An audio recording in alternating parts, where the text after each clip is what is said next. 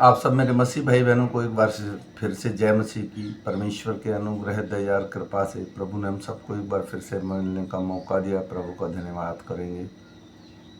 आज तारीख है 21/6/2025 और हम सुबह का वचन पढ़ेंगे। हम पढ़ेंगे प्रेरितों की पुस्तक में से उसका 5 अध्याय और उसका 22 से लेके 42 वचन तक। इसके पढ़े सुने जाने पर प्रभु की आशीष हो। जो मेरा बहन भाई मुझे 365 दिन फॉलो करेगा, करीब पूरी की पूरी बाइबल कंप्लीट कर लेगा।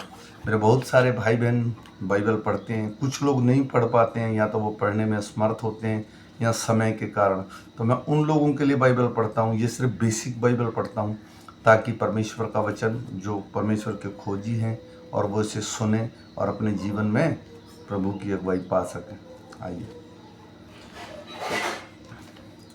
परंतु प्यादों ने वहां पहुंचकर उसे बंदीगृह में न पाया और लौटकर संदेश दिया, हमने बंदीगृह को बड़ी चौकसी से बंद किया हुआ और पहरेदारों को बाहर द्वारों के पास खड़ा हुआ पाया, परंतु जब खोला तो भीतर कोई न मिला। जब मंदिर के सरदार और प्रधान याजकों ने ये बातें सुनी तो उनके विषय में भारी चिंता में पड़ गए और उनका क्या हुआ इतने में किसी ने आकर उन्हें बताया, देखो जिन्हें तुमने बंदीगृह में रखा था वे मनुष्य मंदिर में खड़े हुए लोगों को उपदेश दे रहे हैं। तब सरदार प्यादों के साथ जाकर उन्हें ले आया, परंतु बलपूर्वक नहीं, क्योंकि वे लोगों से डरते थे कि हम पर पथराव न करें। उन्होंने उन्हें लाकर सभा के सामने खड़ा कर दिया। तब महायाजक ने उससे पूछा, क्या हमने तुम्हें चिताकर आज्ञा ना दी थी कि तुम इस नाम से उपदेश ना करना? तो भी देखो तुमने सारे यरूशलेम को अपने उपदेश से भर दिया है और उस व्यक्ति का लहू हमारी गर्दन पर लाना चाहते हो।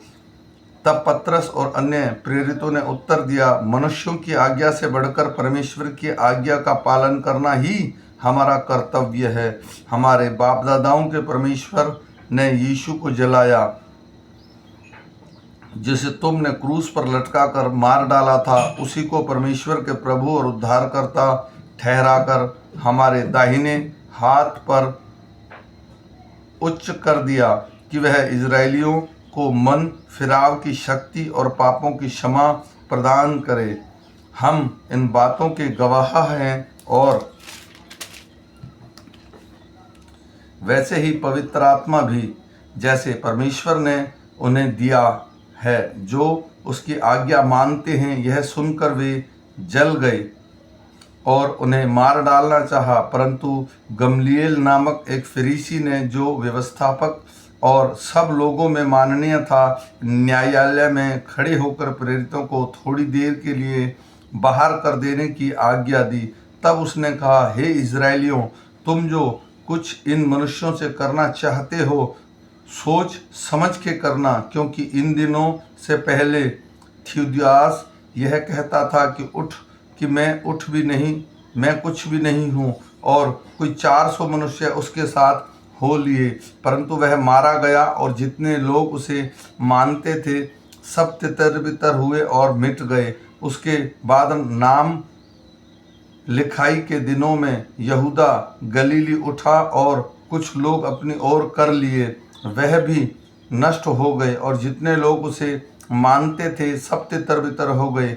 इसलिए अब मैं तुमसे कहता हूँ कि इन मनुष्यों से दूर ही रहो और इनसे कुछ काम ना रखो, क्योंकि यदि यह धर्म या काम मनुष्यों की ओर से हो तब तो मिट जाएगा, परंतु परमेश्वर की ओर से हो तो तुम उन्हें कदापि ना मिटा सकोगे। कहीं ऐसा ना हो कि तुम परमेश्वर से भी लड़ने वाले ठहरो। तब उन्होंने उसकी बात मान ली और प्रेरितों को बुलाकर पिटवाया और यह आदेश देकर छोड़ दिया कि यीशु के नाम से फिर कोई बात न करना। वे इस बात से आनंदित होकर महासभा के सामने से चले गए कि हमें उसके नाम के लिए अपमानित होने के योग्य तो ठहरे। वे प्रतिदिन मंदिर में और घर घर में उपदेश करने और इस बात का सुसमाचार सुनने से कि यीशु ही मसीह है, ना रुके। आमीन। मेरे भाइयों बहनों, ये छोटा सा वचन है, फिर मिलेंगे हम शाम के वचन के साथ। तब तक परमेश्वर का अनुग्रह, दया और कृपा हम पर और हमारे परिवारों पर अब से लेकर अनंत काल तक होती रहे। सबको जय मसीह।